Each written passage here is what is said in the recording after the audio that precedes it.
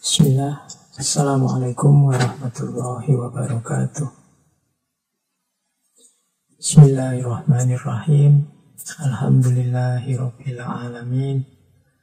Assalatu wassalamu ala asyrafil anbiya'i wal mursalin Sayyidina wa maulana Muhammadin wa ala alihi wa ashabihi wa man tabi'ahum bi ihsanin ila yaumiddin.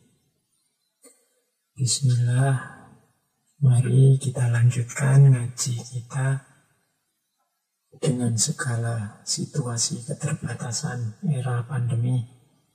Ngaji yang masih sifatnya jarak jauh.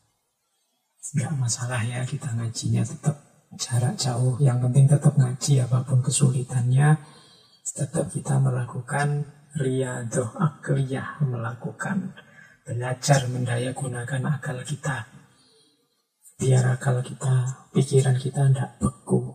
Pikiran juga sebagaimana tubuh butuh dilatih. Istilah pikiran yang beku ini saya dapat ada satu cerita dari tradisi Zen Buddhisme. Jadi ada seorang guru namanya Zenzi Xiong. Guru ini punya murid yang kesulitan belajar. Mungkin ada di antara teman-teman yang punya masalah kesulitan belajar. Jadi kalau dijelaskan tidak paham-paham, disuruh hafalan susah sekali hafal. Satu ketika murid ini menghadap pada gurunya, guru Zen tadi. Terus dia mengadu, "Guru, mau saya diberi tips gimana caranya sih biar saya itu kalau belajar cepat paham. Kalau disuruh hafalan ya bisa cepat hafal." Oleh gurunya pertanyaannya tidak dijawab. Tapi dia malah disuruh, "Kamu ngambillah 2 timba. Isilah 2 timba ini dengan air." Berangkatlah dia, wong yang perintah gurunya, ya dia tidak berani bantah. Berangkatlah dia membawa 2 timba berisi air. Nah, sekarang tugasmu, katanya gurunya, pergilah ke tengah lapangan di luar sana. Perintah ini berat karena saat itu situasinya sedang turun salju.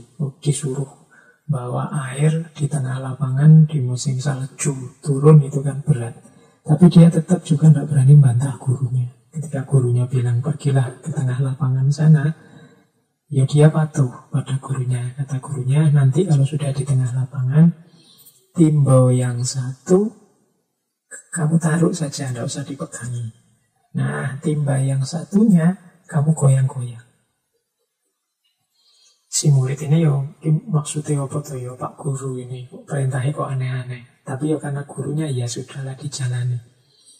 Dia pun berdiri di tengah lapangan, di tengah hujan salju, kedinginan, hampir 2 jam. Yang satu timbanya ditaruh, didiamkan saja, yang satu dia goyang-goyang. Lama dia sambil ngerundel, sambil mikir ini apa kira-kira karepe guru nih. Tiba-tiba pandangan matanya tertuju pada air yang di dalam timba. Begitu lihat air yang di dalam timba, tiba-tiba dia tercerahkan. Oh, ini ternyata maksudnya gurunya. Jadi dia melihat air yang dia taruh, yang tidak dipegangi itu mulai beku. Ya karena diam dia di tengah salju, lama-lama beku. Sementara air yang dia goyang-goyangkan ini ya masih berupa air. Belum ada tanda-tanda beku jadi es. Digoyang-goyang terus. Nah, dari situ dia tercerahkan. Berarti maksudnya guru belajar saja terus. Pikirannya digunakan terus, jangan didiamkan. Kalau didiamkan lama-lama beku, tidak bisa dipakai. Makanya digoyang-goyang saja terus. Oke, jadi ngaji ini kita anggap saja itu ya. Pokoknya nggak usah diideali macam-macam. Pokoknya kita sedang latihan riyadhah akliyah, latihan menggoyang-goyang pikiran biar tidak beku. Tidak ada hubungannya sama ideologi, tidak ada hubungannya sama mengajak kalian kemana, mengarahkan kalian kemana. Tidak. Kita latihan berpikir saja. Karena anugerah Allah yang paling istimewa bagi manusia itu kan pikiran. Akal pikiran kita yang membedakan dari semua makhluknya Allah yang lain.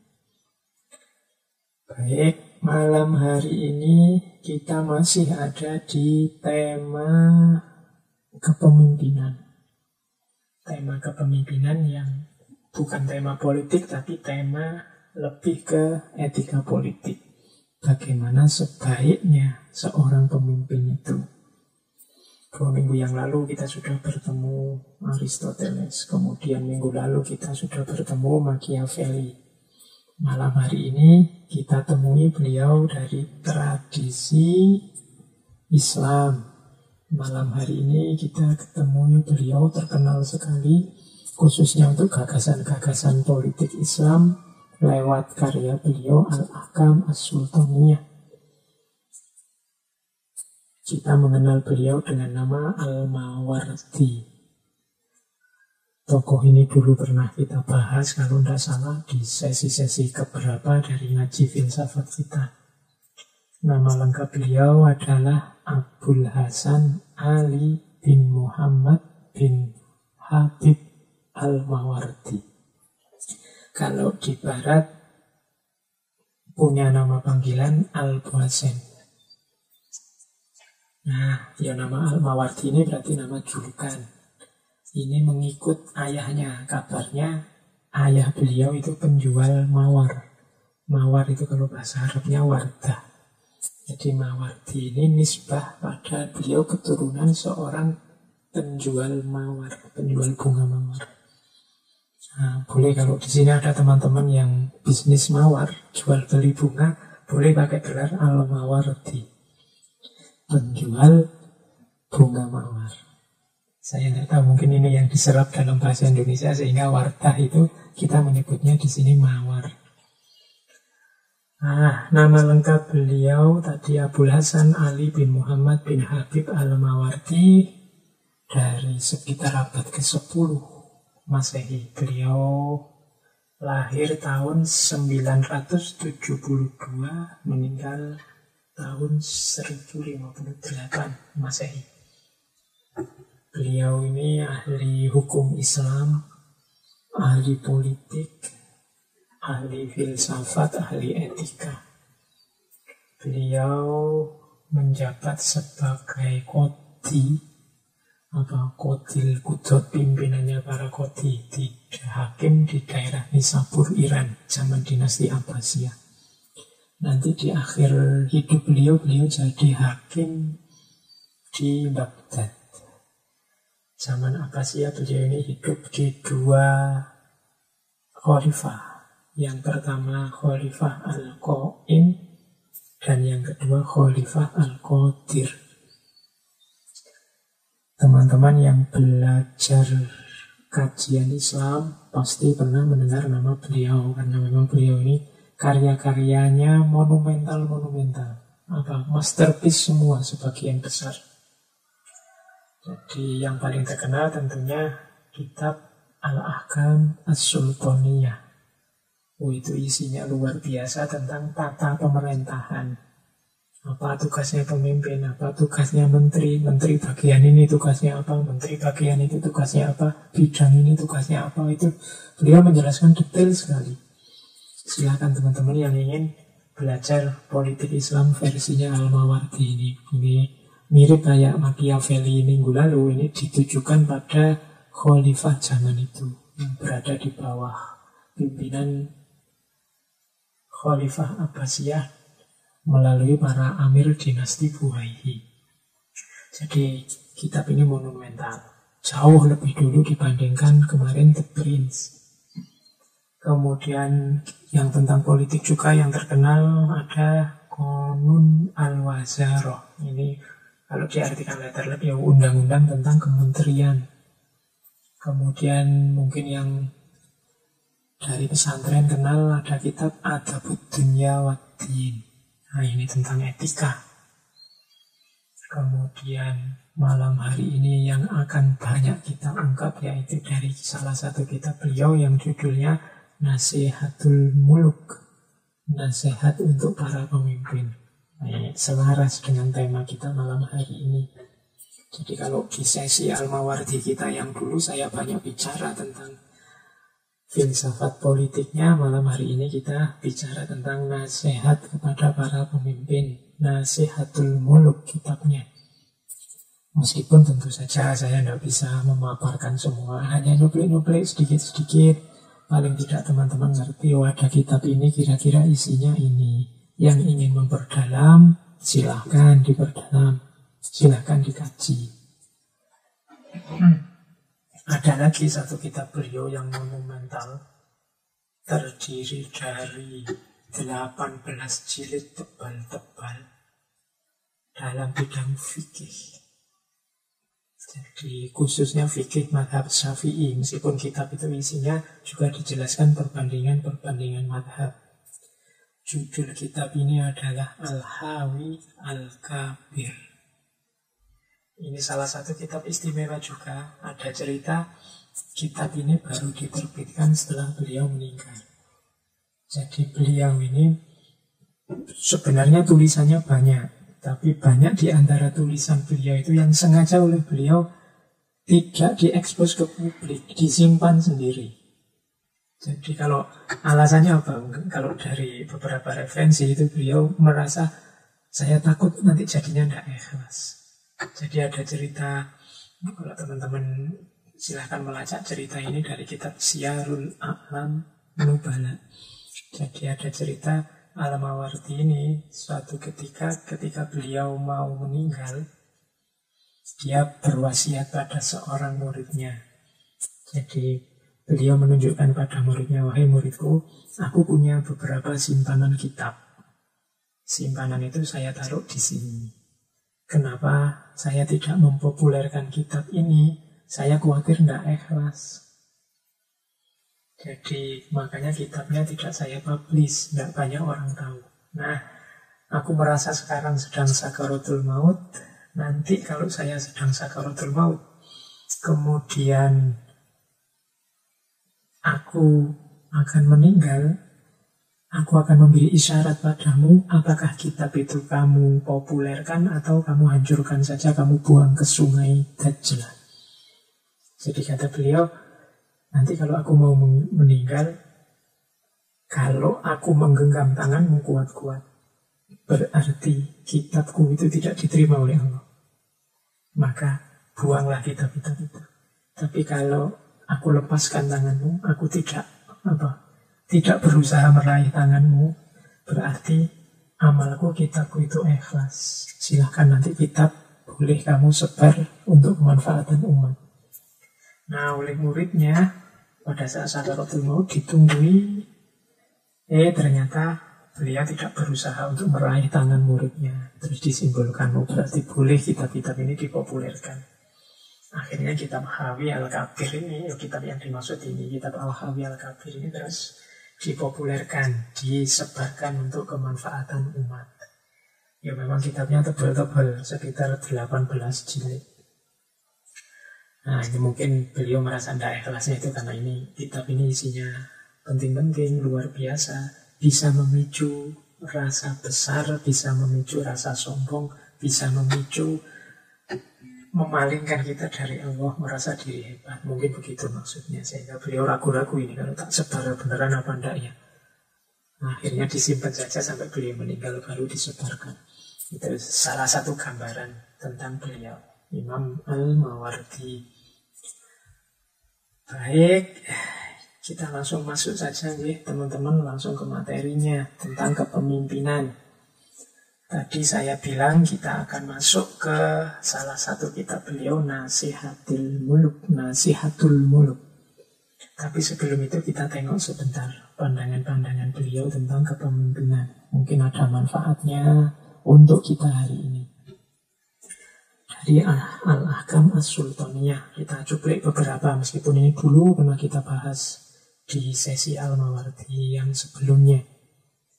Kita awali yang pertama. Ini mungkin jadi pedoman kita untuk hidup bernegara berbangsa. Katanya Al-Mawardi, sendi utama negara, sendi utama politik pemerintahan itu ada 6. Yang pertama, agama yang dihayati. Yang kedua, penguasa yang karismatik atau penguasa yang penuh keteladanan. Kemudian yang ketiga, keadilan yang menyeluruh.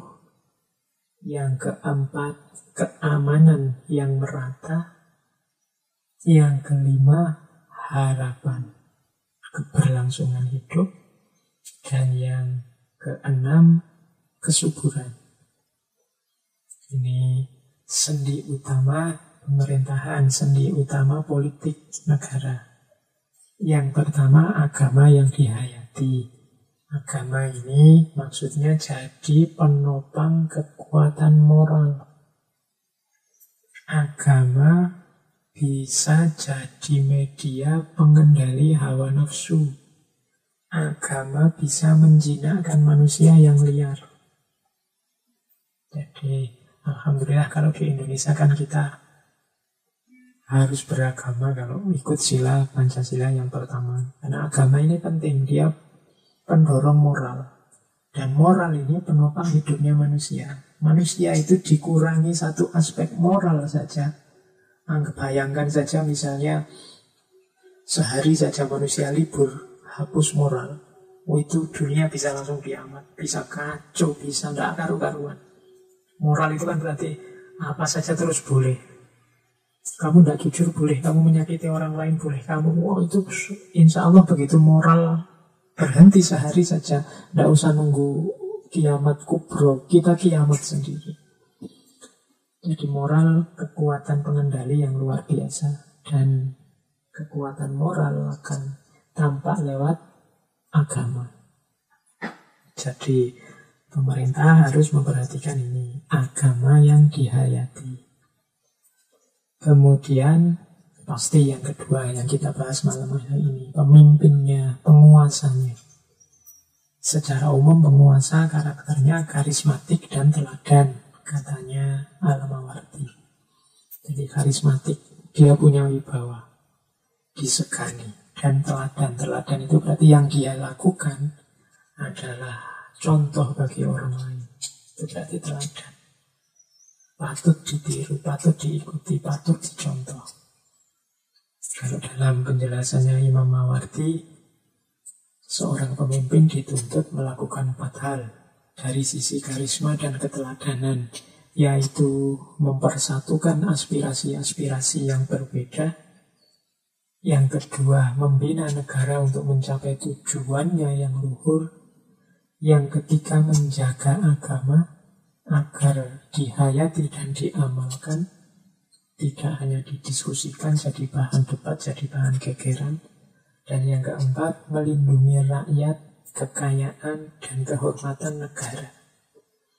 Nah, ini ciri penguasa, pemimpin yang kita butuhkan demi tegaknya negara, tegaknya politik, tegaknya pemerintahan. Jadi itu yang kedua. Yang ketiga, keadilan. Yang keempat, keamanan. Yang kelima, harapan. Dan yang keenam, kesuburan tanah. Kesuburan tanah ini berarti nanti hubungannya dengan kemakmuran, terpenuhinya kebutuhan hidup manusia. Ini bisa dianalisis secara hierarkis. Jadi ini tadi 6 ini. Yang pertama agama. Agama nomor 1, setelah itu penguasa. Maksudnya apa? Untuk melahirkan penguasa yang karismatik dan teladan, agama bisa jadi kunci. Jadi kalau agama sudah dihayati, moral sudah terkendali, seorang penguasa yang moralnya terkendali, yang punya penghayatan dan pengalaman agama yang baik, akan jadi pemimpin yang baik, yang karismatik dan teladan. Pemimpin yang karismatik dan teladan akan mampu mewujudkan keadilan. Keadilan kalau terjaga, ya keamanan akan terjamin. Karena banyak problem keamanan muncul karena tidak adanya ketidakadilan. Jadi dari keadilan akan lahir keamanan. Kalau sudah adil, sudah aman, maka harapan hidup meningkat. Orang hidup jadi penuh harapan, tidak bingung. Orang jelas besok aku menuju kemana, kita semua akan jadi apa. Berarti orang punya harapan. Orang yang punya harapan ini orang yang semangat mengelola hidupnya, mengelola alam semesta di sekitarnya. Nanti akan berpengaruh pada kesuburan, pada kemakmuran. Jadi ini logika-logika dari Imam Al-Mawardi. Jadi dasarnya agama. Kalau agama baik akan melahirkan penguasa yang baik. Penguasa yang baik akan mewujudkan keadilan. Kalau keadilan terwujud akan lahir keamanan. Kalau keamanan terwujud, orang hidup dengan penuh harapan. Orang yang penuh harap akan bekerja sepenuh hati, penuh semangat, sehingga akan lahir kemakmuran. Nah, ini sendi utama pemerintahan versi Imam Al-Mawardi. Saya cuplikan lagi sedikit yang kedua, tentang syarat-syarat pemilih. Saya tidak cerita tentang syarat-syarat pemimpin ya. Kalau syarat-syarat pemimpin, silahkan nanti teman-teman cek sendiri waktu kita ngaji Al-Mawardi yang pertama. Ini syarat, kita ngomong kita saja. Kita ini kan orang-orang yang milih pemimpin. Kalau bahasanya Imam Al-Mawardi, ahlul ikhtiar. Kita ini ahli ikhtiar, bagian yang milih. Yang kita pilih pemimpin. Nah, untuk jadi ahlul ikhtiar yang baik, harus punya kualifikasi-kualifikasi. Yang pertama apa kualifikasinya? Adil. Jadi, ya kita harus adil. Adil itu nama lain dari fair. Tidak berat sebelah. Tidak memihak karena kepentingan. Benar ya diomongkan benar, salah ya diomongkan salah. Kalau jelek ya disebut jelek, kalau baik ya disebut baik. Orang yang punya kualifikasi adil akan jadi pemilih yang baik. Pemilih yang baik pasti pilihannya baik. Kalau pilihannya baik, insya Allah pemimpin yang terpilih juga baik. Kalau pemimpin yang terpilih baik, alamat kepemimpinannya baik dan kita semua akan baik dalam segala hal. Nah, syarat pertamanya apa? Adil. Terus syarat yang kedua, memiliki pengetahuan yang dapat mengantarkannya mampu mengetahui orang yang berhak diangkat sebagai imam sesuai dengan syarat-syarat legal. Kalau yang pertama ini syarat-syarat legal. Jadi biasanya di satu negara, di satu wilayah, satu lembaga itu kan ada syarat-syarat legalnya seorang pemimpin. Kalau di kampus itu biasanya kan ada, kalau rektor syaratnya ini, kalau mau jadi dekan syaratnya ini, kalau di negara ya presiden syaratnya ini, itu syarat-syarat legal. Kita orang yang milih ya harusnya ngerti. Jangan mentang-mentang ala, saya bukan pemimpinnya aja kok, saya juga ndak nyalon aja kok, saya ndak ngerti juga ndak apa-apa. Lunda, kita harus tahu karena nanti kita yang memutuskan. Kalau legalitasnya saja ndak terpenuhi, ya berarti yang kita angkat bisa saja orang yang ternyata tidak memenuhi kualifikasi resmi yang kita sepakati bersama. Misalnya, rektor harusnya profesor. Misalnya. Loh itu kalau kita tidak ngerti ini, kita sembarangan ngangkat, ya keliru nanti. Kesepakatannya awalnya rektor. Harus profesor. Nah, presiden harus apa? Nah, itu kan kita harus ngerti kesepakatan-kesepakatan konstitusi, legalitasnya seperti apa. Dan kedua ini akan jadi pemilih yang baik. Pemilih yang baik yang ketiga, memiliki gagasan dan sikap bijaksana yang mampu membuatnya memilih orang yang paling layak diangkat jadi imam dan paling tepat serta paling arif dalam mengatur berbagai kepentingan. Jadi kalau tadi punya pengetahuan tentang kualifikasi formalnya, kalau ini punya wawasan tentang siapa yang paling layak, siapa yang paling pantas, siapa yang paling arif. Ini mungkin tidak disebut di kualifikasi resminya. Mungkin kualifikasi moralnya, mungkin kualifikasi kebudayaannya, mungkin kualifikasi sosialnya. Ini juga penting, kita yang milih ngerti. Orang ini sih bisa nyalon jadi presiden, nyalon jadi bupati, nyalon jadi gubernur. Tapi ada kualifikasi moral yang menurut saya tidak bagus. Nah, ini kita sebagai pemilih juga harus ngerti. Tapi ada kualifikasi sosial yang menurut saya bahaya kalau dia diangkat. Tapi ada kualifikasi politik yang menurut saya akan merugikan. Atau kualifikasi ekonomi yang menurut saya bahaya ini kalau dia yang mimpin. Nah, ini kita sedikit banyak harus ngerti ini. Biar ndak milih kucing dalam karung. Kalau sekarang, kalau di kita kan mudah ya biasanya. Karena orang-orang yang nyalon itu kan riwayat hidupnya disampaikan pada yang mau milih. Mungkin lewat web atau lewat apa.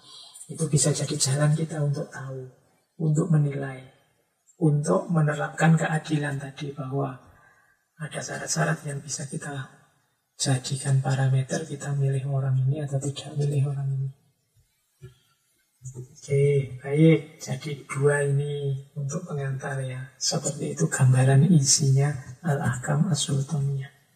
Detailnya apa? Teman-teman yang tertarik cari ngaji yang lama. Meskipun sebenarnya lebih lengkap lagi, cari bukunya, cari kitabnya. Kelihatannya terjemahannya sudah ada. Kalau yang mau merasa tidak bisa bahasa Arabnya, terjemahannya tidak masalah harusnya ya. Oke, kita masuk ke tema utama kita, kepemimpinan yang baik. Kita ambil dari kitabnya Al-Mawardi, Nasihatul Muluk, nasihat kepada para pemimpin atau para raja. Kalau diterjemahkan Malik, Muluk itu sebagai raja. Nah, kita awali yang pertama. Katanya Imam Al-Mawardi, para pemimpin adalah manusia yang paling tepat untuk diberi nasihat, paling berhak untuk mendapat petua, karena dalam kebaikan mereka terdapat kebaikan rakyat, dan kerusakan mereka adalah kerusakan alam semesta. Ini satu paragraf dari Nasihatul Muluk. Katanya Imam Al-Mawardi, kalau engkau jadi pemimpin, jangan alergi dengan nasihat. Bahkan harus memang lebih banyak nyari nasihat. Kenapa? Karena pemimpin ini kunci. Baiknya semuanya terletak di baiknya pemimpin. Rusaknya semuanya terletak di rusaknya pemimpin. Maka seorang pemimpin yang baik harus terbuka. Dalam arti siap menerima nasihat, siap menerima masukan, bahkan masukan yang agak pahit dengan nama kritikan. Kenapa? Karena pemimpin ini harus terjamin kebaikannya, terjamin kelurusannya, terjamin kebenarannya. Karena kalau dia keluar dari norma-norma nilai kebenaran kebaikan itu, efeknya tidak cuma buat dirinya, efeknya pada semua yang dia pimpin, efeknya pada semua rakyatnya, semua masyarakatnya. Jadi nasihat untuk pemimpin itu penting. Kita seandainya punya jalur yang mampu untuk nyambung pada para pemimpin kita, dan kita tahu ada yang salah, perlu kita nasihatkan, ya jangan segan-segan menasihati pemimpin-pemimpin kita. Kenapa? Karena ini hubungannya dengan kita semua, tidak cuma dengan dirinya sendiri. Kalau dia kacau, dia rusak, kacaulah kita, rusaklah kita. Para pemimpin adalah manusia yang paling tepat untuk diberi nasihat. Kalau orang-orang kecil yang dipimpin seperti saya, kalian itu kalau keliru, efeknya kan kecil. Paling kalau saya untuk saya atau untuk keluarga yang dibawa kepemimpinan saya, tidak besar. Tapi misalnya saya punya lembaga yang lebih luas, lebih besar, ya berarti lembaga itu juga akan kena imbas kalau saya rusak, kalau saya kacau. Maka jangan segan-segan, jangan ragu-ragu untuk memberi nasihat ke pemimpin. Pemimpin juga begitu. Jangan takut, jangan malu, jangan alergi menerima nasihat. Tidak ada ruginya sedikit pun. Bahkan termasuk yang coraknya kritik. Bahkan termasuk mungkin yang nasihat itu tidak pas, tidak cocok, tidak sesuai. Pentingnya peringatan itu kan biar kita introspeksi. Pentingnya kritik itu membuat kita berpikir, apa memang yang saya lakukan selama ini sudah cocok, sudah pas, sudah manfaat, maslahat pada orang yang saya pimpin. Kalau ternyata nasihatnya tidak cocok atau kritiknya tidak nyambung, ya sudah. Tapi kan tetap terima kasih ada orang yang mau peduli. Dulu waktu zaman kita ngaji Khalifah Umar bin Abdul Aziz kan betapa galonya beliau ketika diangkat menjadi khalifah. Sehingga kemudian beliau ini punya kebiasaan mendatangi para ulama untuk minta nasihat. Kenapa? Karena nasihat itu penting, apalagi bagi seorang pemimpin. Termasuk kepedulian Imam Al-Mawardi menulis kitab Nasihatul Muluk itu karena beliau tahu bahwa yang paling butuh untuk dinasehati adalah pemimpin. Yang pertama itu untuk para pemimpin harus mau menerima nasihat. Terus yang kedua sekarang tentang hak Allah dan hak pemimpin. Ini melanjutkan yang tadi. Katanya Imam Al-Mawardi, kewajiban yang merupakan hak Allah pada seseorang adalah tauhid dan taat. Sementara hak pemimpin adalah cinta dan nasihat. Jadi ini lebih tegas lagi. Meskipun diawali dari haknya Allah. Jadi haknya Allah atas kita itu tauhid dan taat. Kalau kita sedang menjalankan tauhid atau menjalankan perintahnya, menaati perintahnya, itu haknya Allah, harus kita penuhi. Kalau kita tidak memberikan, berarti ada sesuatu yang keliru, itu haknya Allah kok tidak kita berikan, tauhid dan taat. Nah, dengan kias ini kita masuk ke pemimpin. Kalau untuk pemimpin, haknya apa? Cinta dan nasihat. Jadi al-hubbu wan nasihah. Untuk pemimpin kita berikan cinta kita dan juga nasihat demi kebaikan. Kenapa cinta? Ya hanya orang-orang yang mencintai, yang peduli dan mau memberi nasihat. Orang yang tidak cinta itu biasanya cuek. Tidak ada hubungannya sama aku tidak peduli. Tapi orang yang mencintai itu punya karakter peduli. Punya karakter ingin kebaikan yang dicintai. Sementara kita butuh pemimpin yang baik, maka jalur yang paling utama adalah kita cintai mereka dan kita tidak segan-segan untuk menasihati mereka sebagai wujud cinta kita kepada mereka. Jadi nasihat kepada seorang pemimpin itu sangat penting dan itu adalah haknya seorang pemimpin sebagai wujud dari cinta kita kepada mereka. Kadang-kadang kita punya persepsi keliru, seolah-olah orang yang mencintai sesuatu itu membiarkan saja sesuatu itu apa adanya, kemudian menerima saja dari yang dicintai itu, baik dia dalam kondisi benar atau dalam kondisi salah. Kalau yang semacam ini sebenarnya bukan cinta tapi cuek. Orang cinta itu peduli. Kalau yang dicintai kok rasanya nyeleweng, yuk diingatkan, yuk diluruskan. Kok yang dicintai nyeleweng, merusak, menghancurkan, dia diam saja, menunjukkan sebenarnya dia tidak mencintai. Kalau orang mencintai ada unsur care. Dulu kita membahas panjang lebar filsafat cinta, itu unsur yang paling kuat kan care, kepedulian. Kalau punya sahabat baik, kita peduli apakah dia dalam kondisi baik atau dalam kondisi tidak baik. Kalau dalam kondisi baik, kepedulian kita dalam bentuk dukungan. Kalau dalam kondisi tidak baik, kepedulian kita dalam bentuk memberi nasihat, meluruskan biar dia jadi baik.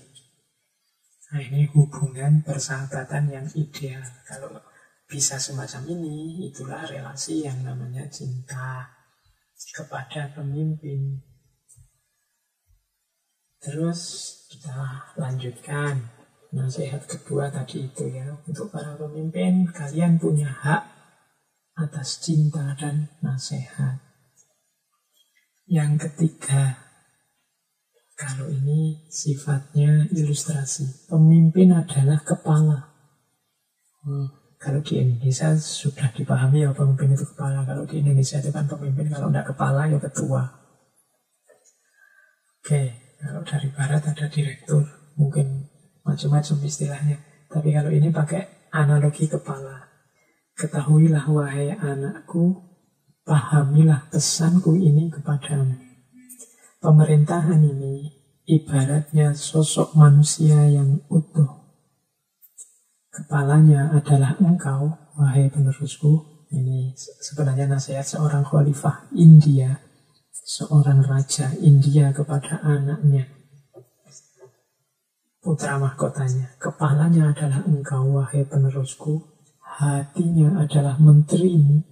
Tangannya adalah para pembantumu. Dua kakinya adalah rakyatmu. Dan ruh yang membuat hidup adalah keadilanmu. Maka perlakukanlah mereka dengan baik, sebagaimana engkau memperlakukan dirimu dengan baik. Jadi raja ini menasihati anaknya, wahai anakku, semua komponen yang ada di kerajaan ini penting dan memainkan perannya masing-masing. Kepalanya adalah engkau. Karena engkau raja, maka engkau kepala. Kepala ini kuncinya. Kepalanya hilang, yang lain bubar. Dan hatinya adalah menterimu. Hati ini kan tempatnya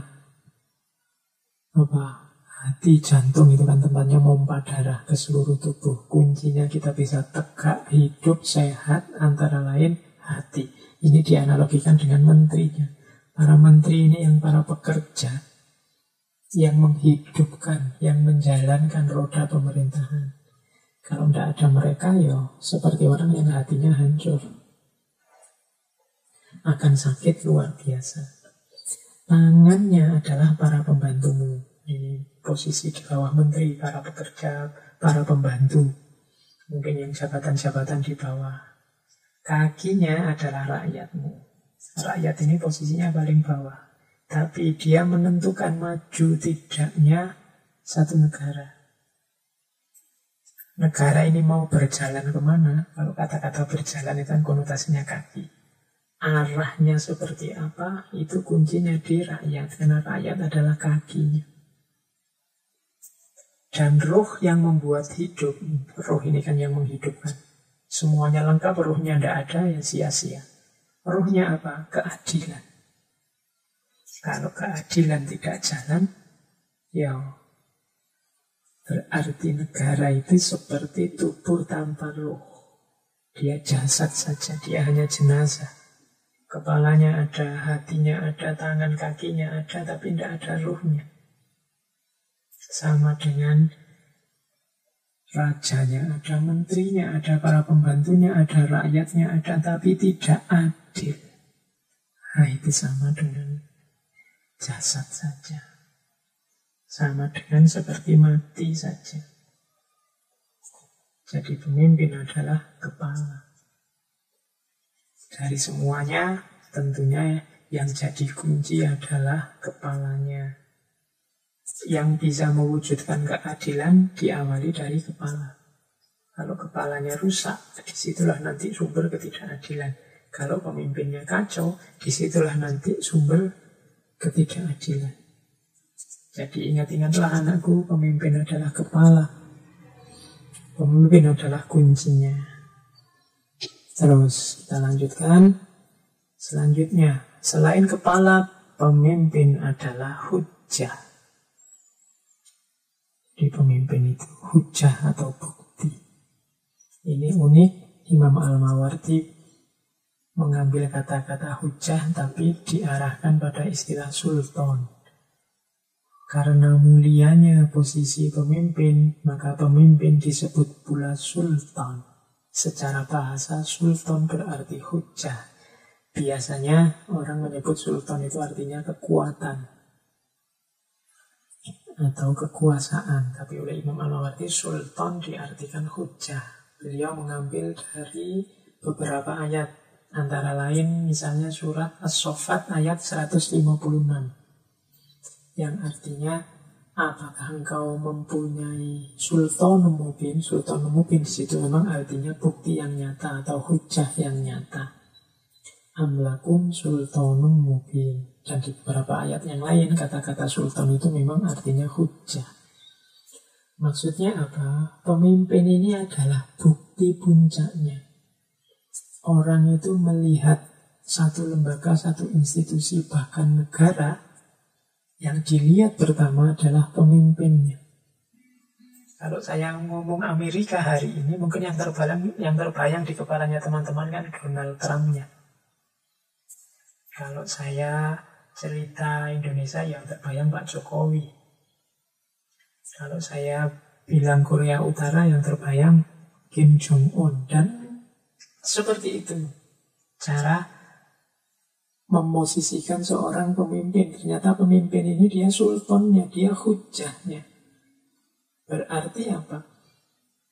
Orang menilai lembaga yang dia pimpin, institusi yang dia pimpin, pertama-tama dia yang dilihat sebagai pemimpin. Jadi hujah itu ya dia buktinya. Sama misalnya Imam Ghazali itu disebut hujatul Islam. Dialah buktinya Islam. Kalau ada yang tanya, Islam itu baiknya di mana? Islam itu indahnya ajarannya di mana? Argumen-argumen kebenaran Islam itu seperti apa? Ada hujatul Islam Imam Ghazali. Coba lihat beliau, coba baca karya-karya beliau. Itu hujah. Nah, pemimpin juga begitu. Dia hujah bagi kepemimpinan, bagi yang dia pimpin. Dialah argumen, dialah bukti bagi baik atau tidaknya lembaga yang dia pimpin. Maka pemimpin tidak boleh sembarangan. Selain dia kepala, dia juga hujahnya. Baik, kita lanjutkan. Mungkin ambil nafas sebentar boleh teman-teman. Yang sudah siap-siap cemilan, minum, sambil minum boleh. Apalagi ini jarak jauh ya, sambil tidur juga boleh. Tidur beneran juga boleh. Besok didengerin lagi kalau sudah ngantuk. Kan rekamannya bisa dicek ulang. Yang penting malam hari ini pikirannya sudah goyang-goyang. Biar nggak beku. Oke, nah kita lanjutkan ya. Yang dijalani. Pemimpin, katanya Imam Al-Mawardi, kewajiban pemimpin dalam semua urusan.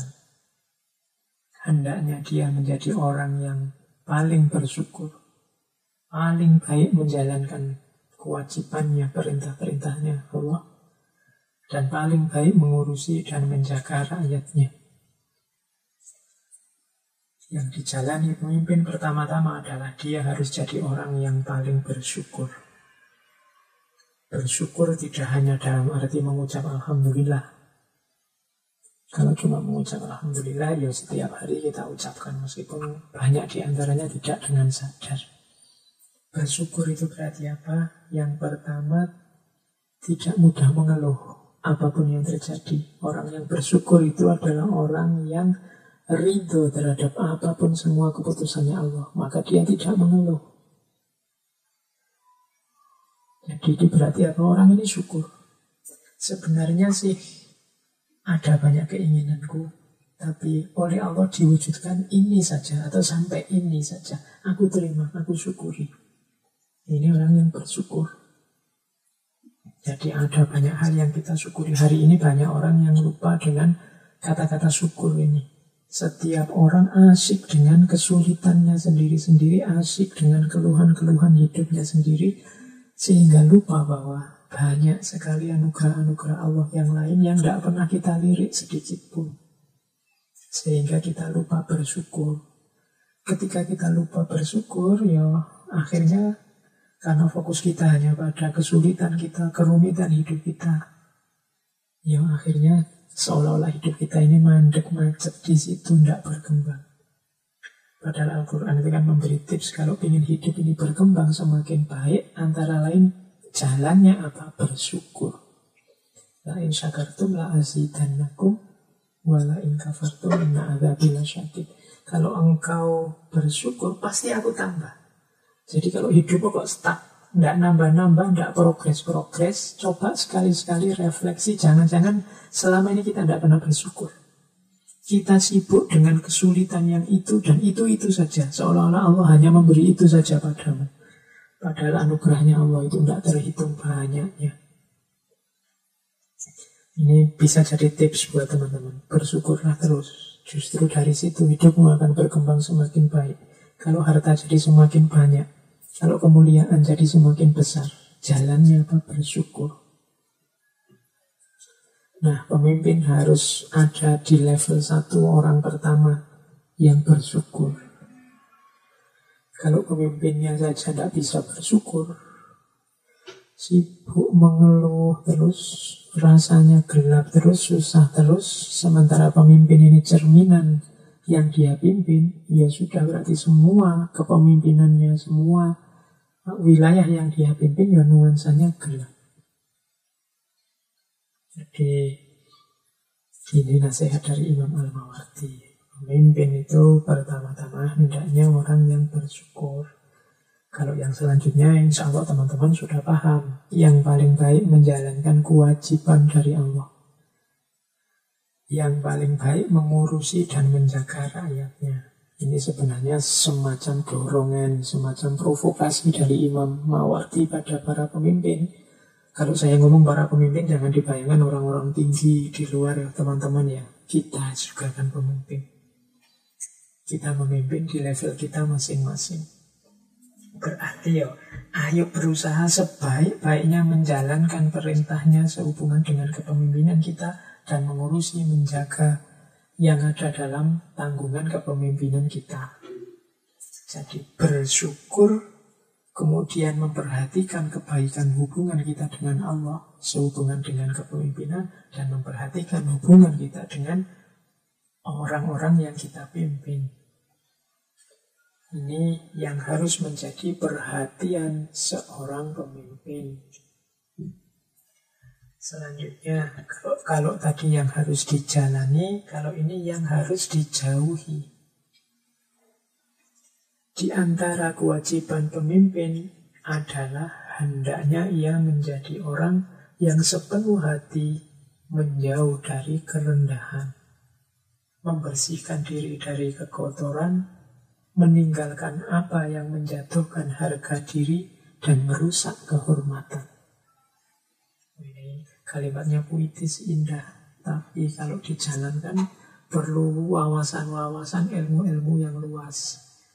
Makanya pemimpin juga tidak boleh merasa sudah pinter, sudah bisa, sudah ngerti. Dia harus siap selalu belajar biar kualitas kepemimpinannya juga meningkat. Yang harus dijauhi pemimpin adalah menjauhi kerendahan. Kerendahan itu hal-hal yang menjatuhkan martabat kemanusiaannya. Jangan melakukan hal-hal yang menjatuhkan status manusia kita menjadi asfala safilin, yang bahkan lebih rendah dari binatang. Dalam sejarah banyak pemimpin-pemimpin yang kesannya di kepala kita ini pemimpin-pemimpin yang lebih kejam bahkan dari binatang, yang lebih sadis bahkan dari binatang, yang lebih hewan dari hewan itu sendiri, sampai asfala safilin. Itu berarti pemimpin yang tidak menjauhi apa yang seharusnya dia jauhi. Karena pemimpin harus menjauh dari hal-hal yang merendahkan martabat kemanusiaannya. Tidak pantas seorang pemimpin melakukan hal-hal yang asfala safilin. Kemudian membersihkan diri dari kekotoran. Maksudnya kekotoran jiwa. Jiwa yang masih penuh hasrat ambisi duniawi, jiwa yang masih diliputi oleh hawa nafsu, jiwa yang cita-citanya hanya kepentingan egoismenya sendiri. Itu antara lain hal-hal yang mengotor. Jangan sampai. Kemudian meninggalkan apa yang menjatuhkan harga diri dan merusak kehormatan. Menjatuhkan, kalau ini sifatnya lebih berhubungan dengan situasi lokal.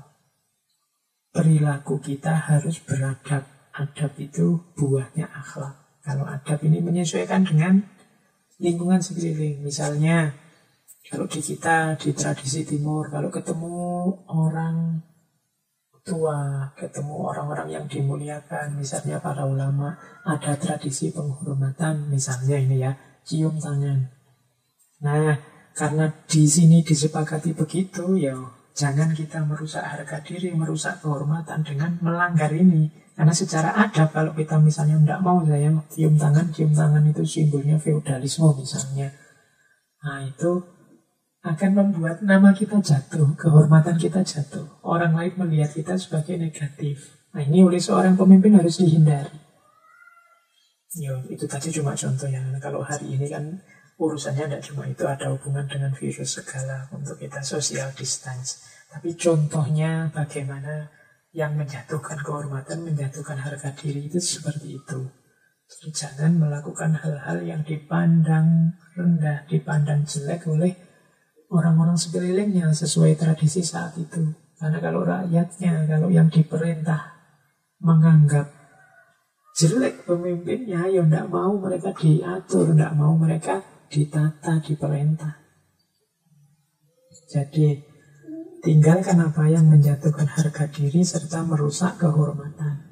Ini diantara kewajiban seorang pemimpin yang harus, tentang hal-hal yang harus dijauhi. Kerendahan, kalau kerendahan ini hubungannya dengan status kemanusiaan, kemudian kekotoran jiwa, hubungannya dengan kualitas diri, dan harga diri serta kehormatan, hubungannya dengan kehidupan sosial, berbudaya, bermasyarakat kita. Jadi pemimpin adalah kepala, pemimpin adalah hujah, pemimpin harus bersyukur, hubungannya baik dengan Allah, hubungannya baik dengan masyarakat, pemimpin menjauhi kerendahan martabatnya sebagai manusia, membersihkan dirinya, dan menghindari hal-hal yang menjatuhkan nama dan kehormatannya. Itu ringkasnya slide-slide yang kita baca tadi, nasihat Imam Al-Mawardi kepada seorang khalifah. Kita lanjutkan. Oke, ambil nafas lagi. Kita pelan-pelan, tidak ada target apa-apa. Ngaji ini tidak harus kemerungsung. Ya, sekali sesi saya mengambilnya 2 jam, sebenarnya mungkin terlalu panjang, tapi tidak masalah, ya teman-teman bisa motong-motong sendiri. Karena kadang-kadang kalau saya batasi lebih pendek, khawatirnya yang harus disampaikan belum tersampaikan. Meskipun sebenarnya 2 jam ini juga tidak wajib-wajib amat, ya siapa yang mewajibkan 2 jam. Pokoknya kita pedomannya, materinya tersampaikan begitu saja. Maksimal 2 jam. 2 jam ini maksimalnya, ya tidak harus 2 jam. 1,5 jam juga boleh. Maksimal 2 jam itu.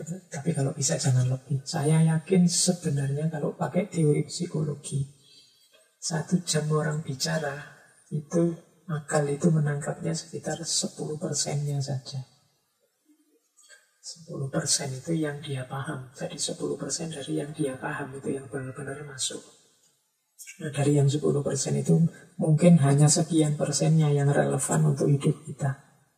Dari yang relevan itu mungkin lebih kecil lagi persentasenya yang bisa bermanfaat, benar kita wujudkan dalam hidup sehari-hari. Kadang-kadang malah tidak ada sama sekali, hanya tinggal jadi informasi saja.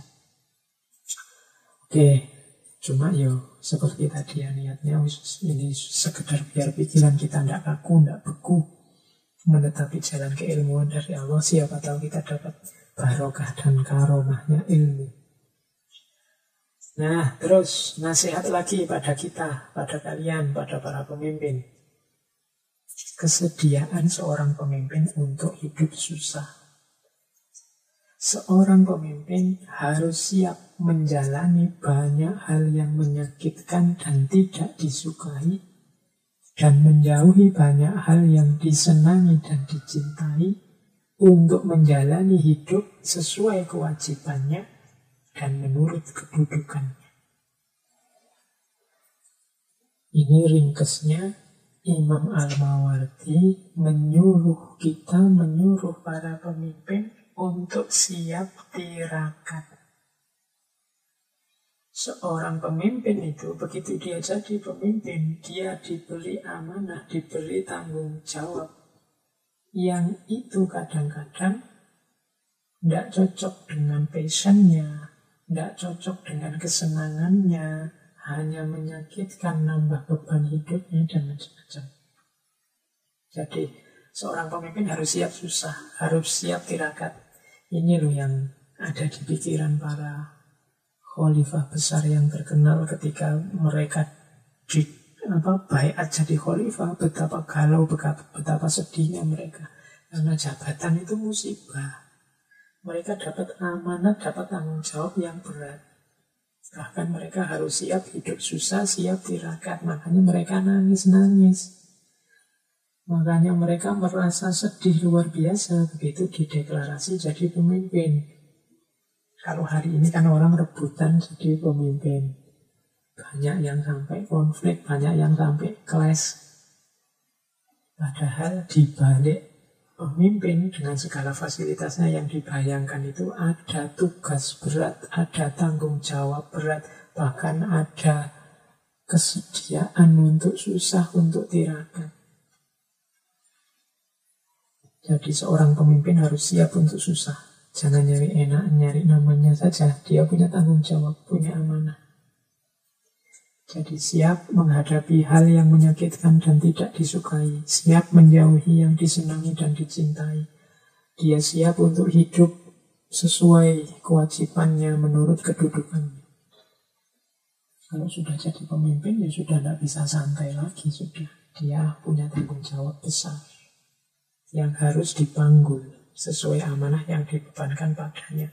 Kalau kita tirakat, bisa iya, bisa enggak, milih. Tapi kalau sudah jadi pemimpin, harus mau tirakat, mendahulukan yang dipimpin, tidak boleh mendahulukan kesenangannya sendiri. Siap susah. Makanya ada kium yang terkenal, pemimpin yang baik itu ya, dia kalau urusan susah, bahaya, penyakit, dia maju yang pertama. Tapi urusan senang, bahagia, apalagi kenyang, itu dia harusnya yang terakhir. Nah, seorang pemimpin harus mau susah. Oke, jadi ini nasihat selanjutnya dari Imam Al-Mawardi. Teman-teman juga begitu. Di level apapun kepemimpinanmu, jangan nyari enaknya saja. Kalau kalian nyari enaknya saja, tidak akan sukses kepemimpinanmu. Harus mau susah, apapun level kepemimpinannya. Selanjutnya, seorang pemimpin yang tidak mampu menguasai nafsunya dan menegakkan akhlaknya, maka ia juga tidak akan mampu meluruskan nafsu dan akhlaknya orang lain. Nah, ini teori vibrasi. Kalau kita orangnya pemarah, misalnya kita menyuruh orang untuk jadi lembut, kan ya tidak nyambung frekuensinya. Pemimpin juga begitu. Dia kalau ingin rakyatnya tidak diliputi oleh nafsu, ingin rakyatnya berakhlak dan bermoral, maka dia sendiri pertama-tama harus membereskan nafsunya dan membereskan akhlaknya. Kalau kita malas, kemudian menasihati adik kita untuk tidak malas, insya Allah nasihatmu tidak akan ampuh, tidak akan manjur. Kalau kamu sering curang, sering bohong, kamu menyuruh temanmu untuk tidak curang dan tidak bohong, insya Allah nasihatmu tidak akan dituruti oleh temanmu, tidak nyambung, tidak akan bisa menyentuh dia. Karena engkau ada di frekuensi yang sebaliknya, sementara engkau menyuruh yang sebaliknya lagi. Ini mungkin bisa jadi patokan bagi teman-teman mungkin yang sudah punya anak atau punya adik. Susah sekali disuruh belajar, susah sekali disuruh ngaji, susah sekali disuruh bantu melakukan kebaikan. Jangan-jangan bukan karena dianya yang kualifikasinya begitu, tapi kita yang merentah, yang duluan punya kualifikasi itu. Sehingga perintah kita tidak menyentuh batinnya. Nah, pemimpin juga begitu. Kalau ingin rakyatnya tirakat, dia harus tirakat duluan. Kalau ingin yang dia pimpin tertib, disiplin, dia harus tertib dan disiplin duluan. Kalau dia merintah disiplin, dia sendiri tidak disiplin, percayalah, engkau sebagai pemimpin hanya akan diketawakan oleh orang-orang yang engkau pimpin. Perbaiki diri, ayo kita bareng-bareng memperbaiki diri. Demi suksesnya kepemimpinan kita di level apapun. Dahulukan diri kita sendiri, baru orang lain. Terus, pemimpin juga harus cerdas, mampu mendayagunakan akal. Kalimatnya Imam Mawardi, seseorang tidak akan mampu menguasai dirinya kalau ia tidak mampu mendahulukan akal atas wataknya, pikiran atas hawa nafsunya. Jadi pemimpin ini harus cerdas, harus pintar, dan dalam hidupnya harus bisa menaklukkan nafsunya, menaklukkan wataknya yang jelek, dan memenangkan akal dan ilmunya. Jadi kadang-kadang orang itu yang menang nafsunya, akalnya di bawah. Sehingga akal sering dipakai untuk membenarkan yang salah hasil perbuatan nafsu. Ada orang yang mengunggulkan karakter atau wataknya yang jelek, akalnya di bawah. Sehingga yang jelek itu dia carikan pembenaran dengan akalnya, seolah-olah yang jelek jadi benar. Nah, Imam Al-Mawardi menyuruh kita akalnya yang lebih utama, yang mengontrol nafsu, yang mengontrol watak. Kalau pakai bahasa yang lain mungkin ilmunya.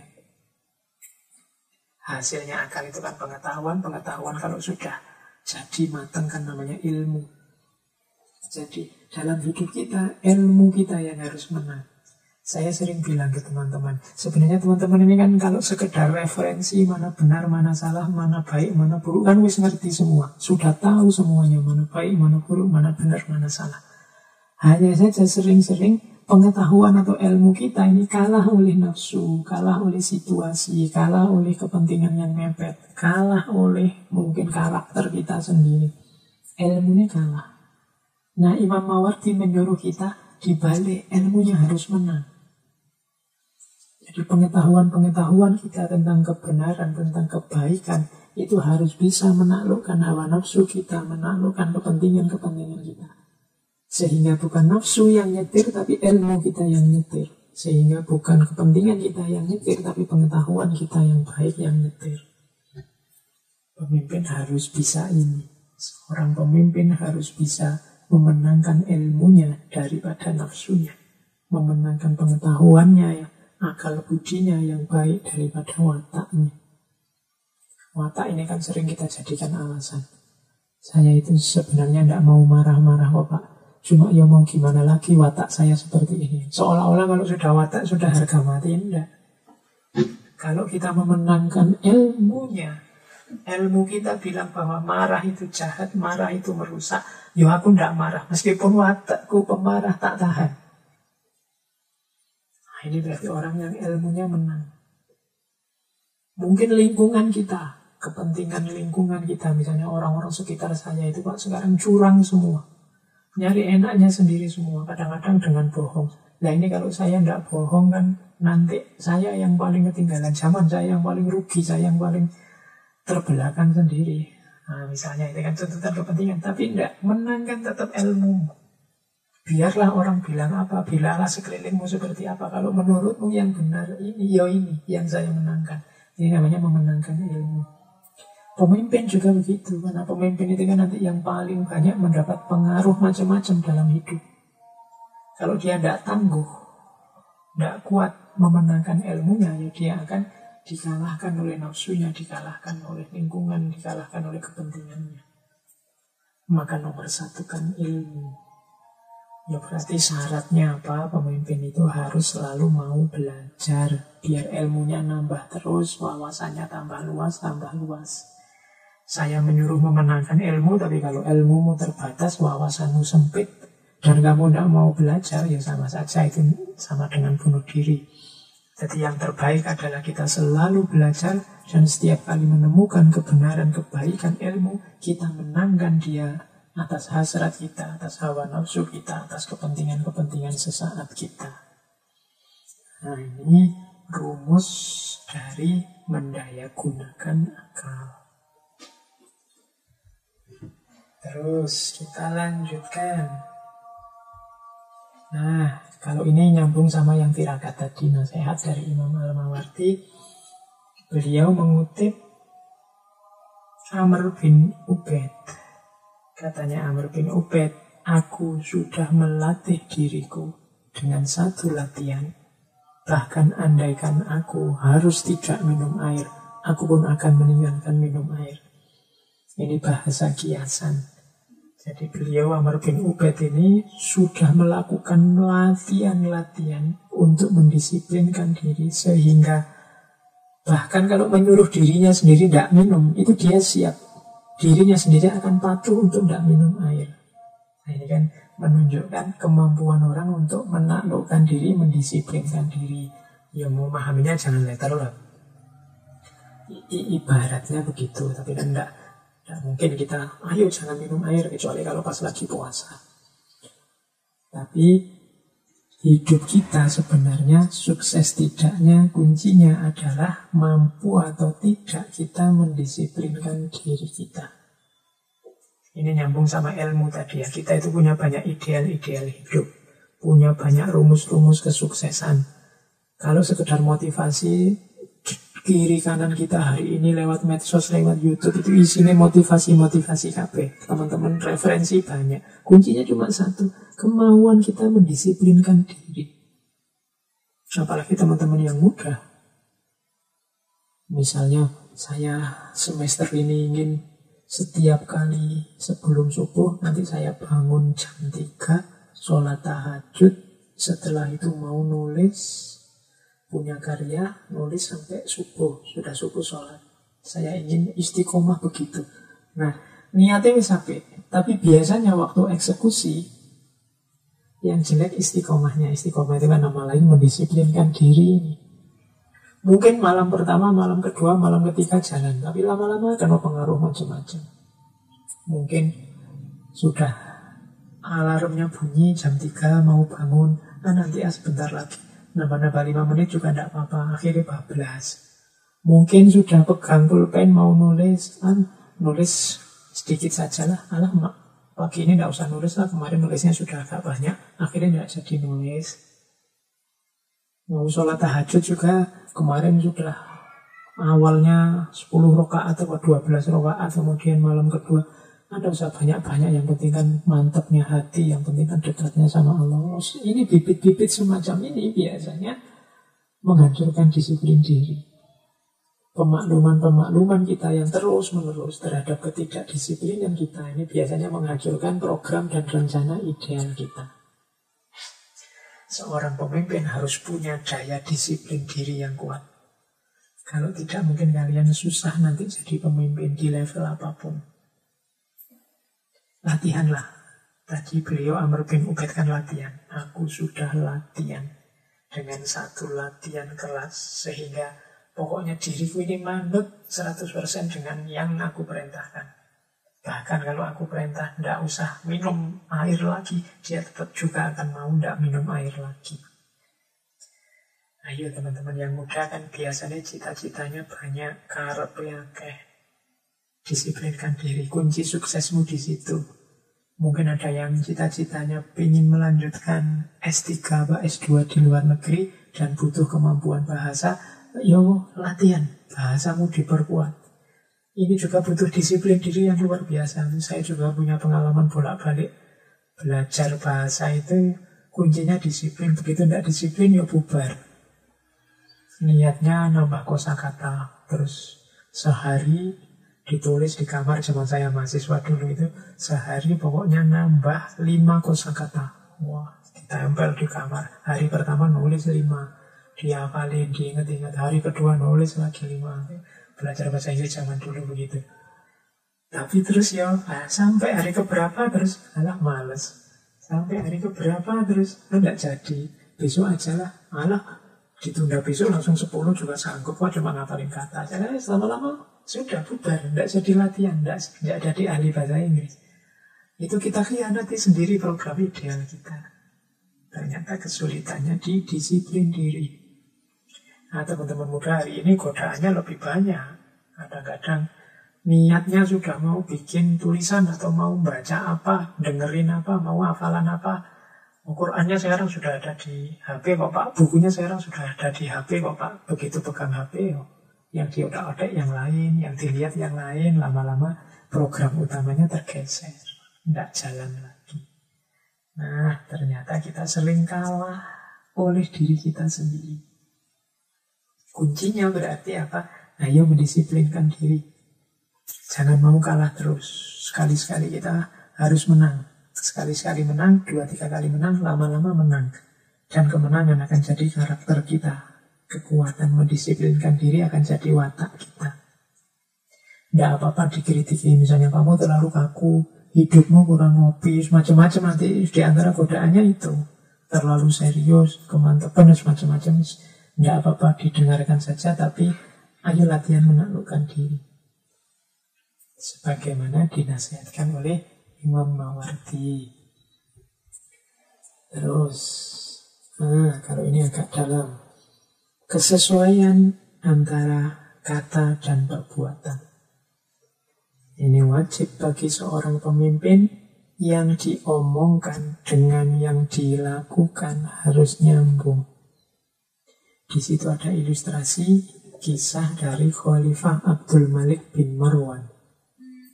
Jadi satu ketika Khalifah Abdul Malik bin Marwan ini punya jadwal khutbah. Dia akan berkhutbah di Mekah. Saat beliau naik ke mimbar, tiba-tiba ada seorang laki-laki berdiri sambil berkata, mungkin kalau hari ini semacam interupsi. Sebentar. Dan ini semakin nahan dulu, Khalifah, jangan naik mimbar dulu. Engkau yang memerintah dan bukan engkau yang menjalankan. Engkau yang melarang, bukan yang menjauhi. Ini maksudnya apa? Tugasmu itu kan tiap hari hanya perintah. Kita yang diperintah. Tapi apa engkau menjalankan? Pertanyaan retorisnya begitu. Engkau yang melarang, tapi bukan engkau yang menjauhi. Engkau selalu, selama ini kan kamu selalu bilang warga negara yang baik ini. Warga negara yang baik dilarang itu. Lu apa engkau juga menjalani? Apakah kita mengambil contoh dari kehidupanmu, ataukah kita taati perintah dari mulutmu? Ini laki-laki ini menggugat. Kami ini harus ikut yang kamu omongkan, atau kita ikuti yang engkau lakukan? Karena ini beda. Tadi kamu cuma merintah saja, cuma melarang saja, tidak menjalankan. Kalau ikut kata-katamu, ya kita jalankan yang kamu katakan. Tapi kalau harus mengikuti yang kamu lakukan, ya kita tidak menjalankan seperti yang engkau katakan. Kalau engkau berkata, ambillah contoh dari kehidupan kami yang mana? Yang bagaimana? Dan apa dasarnya? Ini ngeritiknya rada tajam ini ya. Jadi dia ngeritik Khalifah Abdul Malik bin Marwan. Kalau engkau bilang bahwa tirulah kami, teladanilah kami, yang diteladani bagian mana? Alasannya apa harus meneladani itu? Kelakuanmu seperti apa yang harus kita teladani itu? Apabila engkau berkata, taatilah perintah kami dan terimalah nasihat kami, bagaimana bisa menasihati orang lain bagi orang yang menipu dirinya sendiri?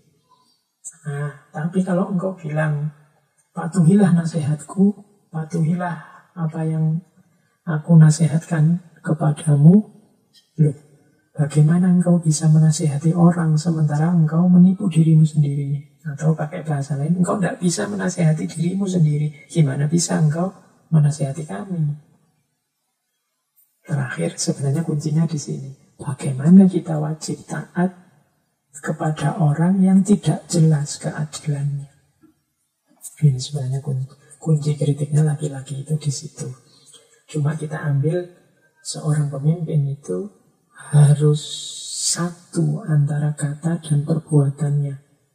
Yang dia omongkan apa, ya itu yang dia lakukan. Pemimpin tidak boleh minsle. Kemarin apa, sekarang apa. Kalau katanya orang Jawa, esok tempe, sore dele.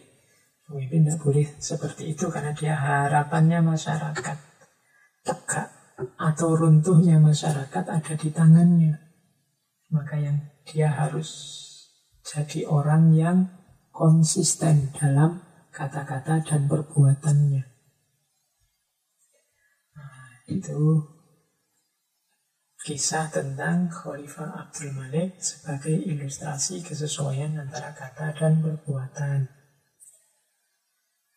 Baik, kita lanjutkan lagi. Semoga masih belum capek, belum ngantuk. Mendahulukan amal baik bukan sekedar tutur kata yang baik. Nah, ini sesuatu yang berbeda lagi. Kalau tadi konsisten antara kata dan perbuatan, kalau ini jangan cuma ngomong saja. Dahulukanlah perbuatan. Perbuatan baik itu lebih utama daripada sekedar kata-kata yang baik. Jangan engkau pamerkan pandanganmu yang hanya baik dalam kata-kata saja, namun tidak dalam perbuatan. Karena kalau engkau menyampaikan kepada pendengar sesuatu yang tidak sama antara kata dan perbuatanmu, hanya akan menunjukkan kejelekanmu. Jadi ini Imam Mawardi menasihati para pemimpin, wahai para pemimpin, yuk karena aku tahu kalian itu orang-orang pinter, orang-orang cerdas, kalau ngomong yo enak, kalau ngomong tutur katanya baik. Tapi tolong perhatikan juga amalmu, perhatikan juga perbuatanmu. Dia juga harus baik seperti kata-katamu.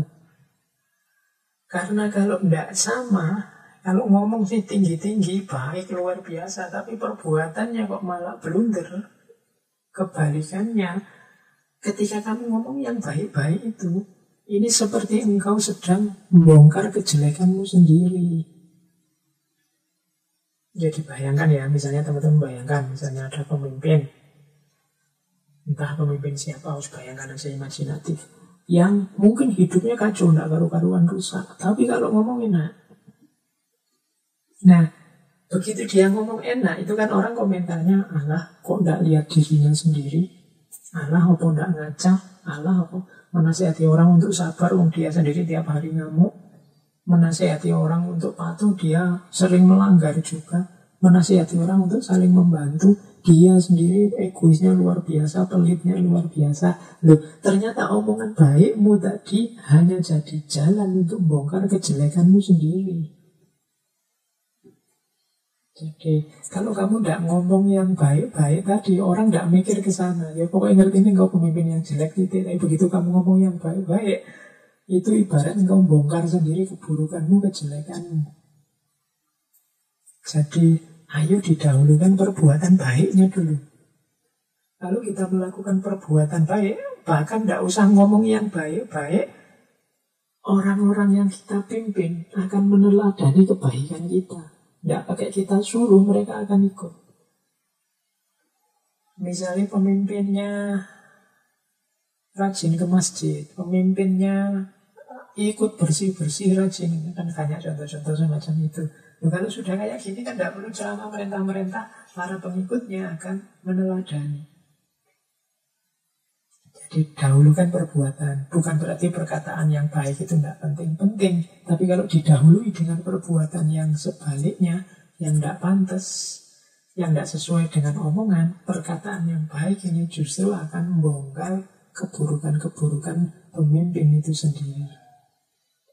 Jadi orang justru akan mikir ke sana, alah sekarang ngomongnya kayak gitu, padahal kelakuannya ini untuk semua pemimpin ya. Bahkan pemimpin di rumah, kalau engkau tidak pernah sholat, kemudian marah-marah sama adikmu, merintah-merintah sholat, ya, adikmu kan justru malah lihat kamu sambil membayangkan sampean dewe yono tidak pernah sholat. Jadi justru membongkar kejelekanmu sendiri. Jadi dahulukan perbuatan baik, tidak sekedar tutur kata yang baik. Terus nasihat selanjutnya dari Imam Al-Mawardi adalah hati-hati dengan kemegahan dunia. Ada kalanya Allah menganugerahkan khazanah duniawi sehingga seorang pemimpin lebih cenderung kepadanya. Sampai kepemimpinannya hanya mengurusi dunia sepanjang waktu. Dan itulah saja yang diwariskan kepada anak-anaknya. Pendekatan yang dilakukan adalah pendekatan syahwaniyah yang mengotori jiwa para pengikutnya dan memusuhi Tuhannya. Nah, ini peringatan dari Imam Mawardi kepada para pemimpin. Ini hati-hati dengan kemegahan dunia ini, nama lain dari hati-hati loh dengan kesuksesan-kesuksesan. Karena kadang-kadang kesuksesan itu membuat terlena. Membuat orang terobsesi untuk lebih tinggi lagi, sehingga akhirnya umurnya habis hanya untuk ngurusi itu saja. Apalagi kalau itu kesuksesan duniawi yang sifatnya materi. Wah, ini ternyata hasilnya besar. Membuat organisasi kita punya kas besar ini. Ayo kita lanjutkan ini lagi. Gimana caranya biar kasnya tambah besar lagi? Biar tambah besar lagi. Itu fokus ke situ terus. Nggak mikir yang lain. Karena kesuksesan itu kadang-kadang memang menipu, membuat terlena. Sampai akhirnya kehilangan ruh organisasinya. Dan hanya itu yang diwariskan kepada anak-anaknya, kepada para penerusnya. Akhirnya apa? Yang diwariskan hanya syahwaniyah. Syahwaniyah itu ya hidup yang diliputi, diobsesi, diburu-buru oleh syahwat saja. Syahwat itu terjemahan mudahnya ya nafsu duniawi, keinginan-keinginan keduniaan yang sementara. Padahal yang duniawi itu kan rumusnya dipenuhi secukupnya. Begitu dia berlebihan bahaya. Bisa mengancam yang punya. Apa saja. Makan, minum, seks, harta, apalagi segalanya. Kesuksesan, ketenaran, kepopuleran. Itu posisikan sekedarnya secukupnya saja. Begitu berlebihan, dia membuat terlena dan kadang-kadang malah menghancurkan. Maka ada kalanya justru Allah memberi kesuksesan itu dalam rangka bukan anugerah tapi ujian. Sehingga kita dituntut untuk begitu sukses, dituntut introspeksi. Ini setelah aku sukses, ini apa yang harus aku lakukan? Karena begitu kita keliru menyikapi, bisa seperti yang dinasihatkan oleh Imam Mawardi ini. Membuat orang terobsesi di situ, stuck di situ, hanya perhatiannya pada dunia saja, tidak pernah mikir yang lain. Dan hanya ini yang diwariskan kepada anak-anaknya. Akhirnya kita punya generasi yang pikirannya hanya isi syahwat. Dan ini mengotori generasi selanjutnya. Maka hati-hati. Karena kalau pikiran fokus ke situ terus, yang semacam ini kalau pakai teori vibrasi kan ini ditularkan. Tidak punya ditularkan ke kiri kanan sekitar kita, bahkan ke anak-anak kita, generasi penerus kita. Kalau di rumah misalnya kita sama anak-anak, sama saudara, sama adik-adik kita, temanya hanya uang, ya pikiran mereka nanti juga akan terpengaruh ke sana. Melihat apa-apa dari perspektif nilai uangnya. Baik, itu nasihat kesekian. Nasihat selanjutnya bagi para pemimpin. Katanya Imam Mawardi, wahai pemimpin, wajib bagi seorang pemimpin yang utama, yang mungkin menginfakkan hartanya atau melakukan kegiatan yang utama, sehingga dia dipuji oleh orang-orang bodoh, juga dipuji oleh penyair-penyair penipu. Ini saya terjemahkan letterlock ya. Atau para penjilat yang rendah. Ingat-ingatlah wahai pemimpin, lebihlah kalian cintai pujian dari Allah. Kemudian pujian orang-orang yang utama dari umat Islam. Maksudnya begini, ya pemimpin itu mungkin dia sukses, mungkin dia dicintai, sehingga banyak pujian yang datang. Termasuk pujian dari orang bodoh, pujian dari para penipu, pujian dari para penjilat. Harus diingat-ingat oleh para pemimpin, pertama-tama fokuslah pada pujian dari Allah. Ya pujian dari Allah itu pasti datang kalau kita menjalankan apa yang diridhoi sesuai dengan ketetapannya Allah. Berarti fokus pertama ke situ dulu. Tidak usah terlalu peduli dengan pujian dari orang bodoh, pujian dari para penipu, pujian dari para penjilat. Fokuslah dulu pada pujian dari Allah. Karena orang bodoh, penipu, penjilat itu ya pasti pujiannya tidak tulus. Mungkin karena ketidakngertian orang bodoh, atau karena tipuan para penipu, atau jilatan para penjilat untuk kepentingannya mereka semua.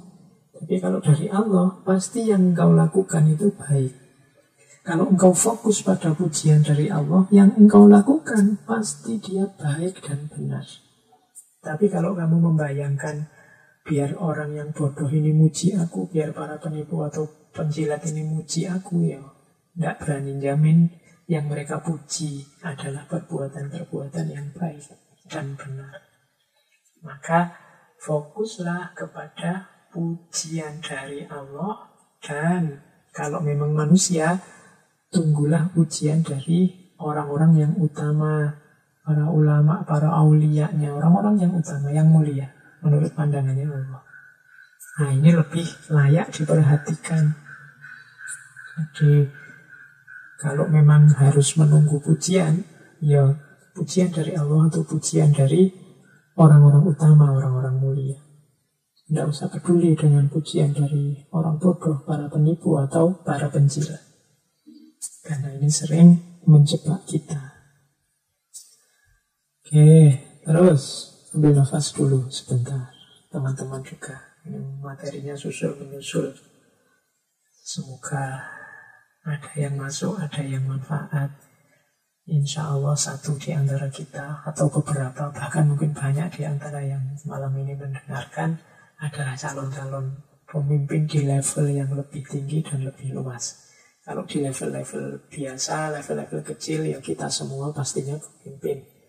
Semoga yang kita bahas malam hari ini sedikit banyak memberi manfaat. Oke. Setelah minum sebentar, selanjutnya nasihat dari Imam Al-Mawardi, hati-hati dengan istidraj. Ini mengutip dari dawuhnya Imam Ali. Katanya Imam Ali, banyak orang mendapat istidraj dengan kebaikan. Banyak orang tertipu dengan tertutupnya kejelekan. Dan banyak orang mendapat bencana dari kata-kata yang indah. Ini hal-hal yang harus diwaspadai seorang pemimpin. Kalau istidraj dari Allah, ada satu situasi ketika kita melakukan sebenarnya banyak kesalahan, banyak kejelekan. Tapi oleh Allah kok diberi enak terus, diberi nyaman terus, diberi sukses terus. Padahal ini harusnya orang ini dosanya banyak, kesalahannya banyak. Itu namanya istidraj. Istidraj itu tujuannya antara lain adalah biar orang ini tidak sadar bahwa dia itu berdosa, bahwa dia itu salah, bahwa dia itu sesat. Jadi biar dia sempurna dalam dosanya, dalam kejelekannya, dalam keburukannya. Kalau bahasa Jawa ini dilulu. Itu kayak ibu kita dulu loh. Kalau waktu kecil mungkin kita gegeran sama saudara kita, terus ibu kita bilang, yo terus no. Yo, itu kan bukan berarti ibu kita nyuruh kita terus berkelahi kan. Kalau kita ikuti terus berkelahi, wah hukumannya tambah berat dari ibu kita. Tapi kalau kita ngerti, wah ini namanya dilulu, ini istidraj dari ibu ini. Yo wis tukaran terus, gegeran terus. Biasanya terus digituin terus berhenti. Nah, Allah juga kadang-kadang semacam itu. Ya terus no, ya no. Ini orang yang tidak sadar, tidak bisa introspeksi, dianggap ini anugerah dari Allah, padahal istidraj. Yang kalau kita lanjutkan, wah, semakin mantap hukuman dari Allah untuk kita, semakin tegas murka dari Allah untuk kita. Maka hati-hati. Istidraj itu kalau pakai kalimatnya Imam Ali tadi, ya isinya ya kebaikan-kebaikan. Mungkin kita sukses, mungkin kita untung besar, mungkin kita dipuji orang, mungkin kita jadi orang terkenal. Kita punya channel di sini, rusak-rusakan sih sebenarnya tidak jelas. Tapi pengikutnya banyak, kita penghasilannya banyak. Sebenarnya isinya dosa-dosa sih, tapi tidak apa-apa Wong ya. Bisa menghasilkan banyak, hati-hati jangan-jangan itu istidraj. Jadi yang pertama itu, yang kedua hati-hati juga jangan tertipu dengan tertutupnya kejelekan.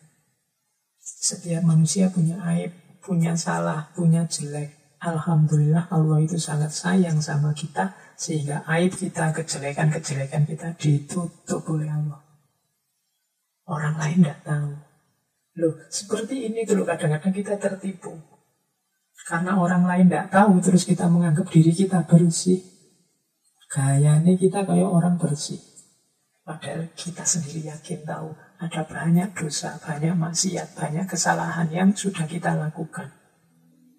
Ini namanya kita tertipu. Loh, Allah itu sayang sama kita sehingga orang lain tidak tahu. Harusnya ini jadi momen kita untuk bertobat. Momen kita untuk tidak mengulang lagi. Momen kita untuk nangis di hadapannya menyesali perbuatan kita. Tapi banyak orang tertipu. Terus malah jadi merasa sombong, merasa dirinya bersih, merasa dirinya tidak punya salah. Bahkan merasa dirinya yang paling disayang oleh Allah. Ini namanya tertipu oleh tertutupnya kejelekan. Termasuk para pemimpin. Kalian juga pasti tahu salahmu apa, dosamu apa, maksiatmu apa, kecurangan apa yang sudah engkau lakukan, aib apa yang sudah engkau perbuat. Tapi Allah masih sayang sama kalian, sama kita, maka tidak ditampakkan semuanya oleh Allah. Berarti momen ini harus kita jadikan jalan untuk bertobat, untuk berserah diri, membersihkan diri, dan berjanji tidak mengulangi lagi kekotoran-kekotoran lama. Kemudian yang terakhir, banyak orang mendapat bencana dari kata-kata yang indah. Ini mirip dengan yang awal-awal tadi, hati-hati di balik kata-kata yang indah, kalimat-kalimat bagus sering membuat orang terlena. Seolah-olah beres semua, tapi ternyata isinya adalah musibah, isinya adalah kesulitan. Hari ini kita hidup banyak di dunia kata-kata. Medsos lah, HP lah, internet lah, Facebook, Twitter, Instagram, YouTube, ini kan belantara kata-kata. Bahkan kita menyebut hari ini era post-truth, ketika kebenaran sudah tidak mudah lagi bisa kita identifikasi sebagai kebenaran. Oh, ini tambah bahaya lagi. Maka dituntut kepekaan kita, kepekaan batin, kepekaan akal, kepekaan intuisi nurani, kepekaan imajinasi untuk menangkap kebenaran-kebenaran yang tertutup oleh macam-macam hal. Jangan tertipu oleh tampilan yang indah. Banyak kata-kata indah, tapi di baliknya tersimpan bencana. Oke, jadi ini tips petunjuk dari Imam Mawardi kepada para pemimpin. Selanjutnya, para pemimpin mohon pintar membagi waktu. Ini penting ya, tadi ada mendisiplinkan diri, kalau ini membagi waktu. Sangat penting bagi seseorang untuk tidak lupa membagi waktunya dalam 4 hal. Pertama, untuk melakukan introspeksi diri. Kedua, untuk mendekatkan diri kepada Allah. Ketiga, untuk bergaul dengan orang-orang yang dia percaya, yang jujur tentang kesalahannya dan mau menasehati dia. Dan yang keempat, untuk mencari kesenangan diri yang menarik dan diperbolehkan. Oke, kita punya waktu 24 jam satu hari. Pernah tidak kita berpikir alokasi waktu kita dalam sehari itu untuk apa saja? Persentase apa yang paling besar? Jadi kalau menurut Imam Al-Mawardi, coba dilihat 4 kategori alokasi waktu yang kita lakukan. Jadi kita ini oleh Imam Al-Mawardi disarankan membagi waktu jadi 4. Yang pertama, untuk introspeksi diri. Jadi ini muhasabah, karena hanya orang-orang yang mau introspeksi akan menjadi orang yang semakin baik dan semakin baik. Yang kedua, untuk Allah. Berapa persen dalam sehari waktu kita alokasikan untuk Allah. Yang ketiga, untuk masyarakat, untuk bergaul. Tapi fokuskan bergaul dengan orang-orang yang baik, yang bisa meningkatkan kualitas hidup kita, yang jujur kalau kita salah, kemudian mau memberi nasihat yang baik. Dan yang keempat, baru waktu untuk senang-senang, nyari hiburan, menikmati hidup. Tentunya yang menarik dan yang diperbolehkan. Ya tetap tidak boleh kalau yang haram-haram. Jadi waktu untuk diri sendiri, waktu untuk Allah, waktu untuk masyarakat, dan waktu untuk senang-senang. Alokasinya ada 4, dan ya kalau bisa imbang. Jangan ada yang terlalu besar di salah satu sehingga mengorbankan yang lain.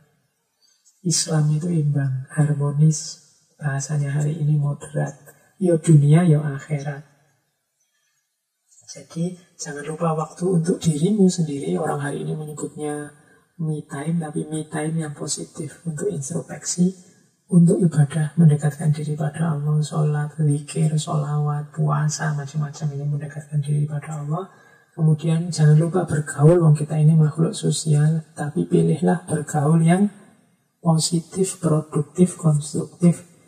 Kemudian yang keempat, boleh nyari hiburan, boleh nyari seneng.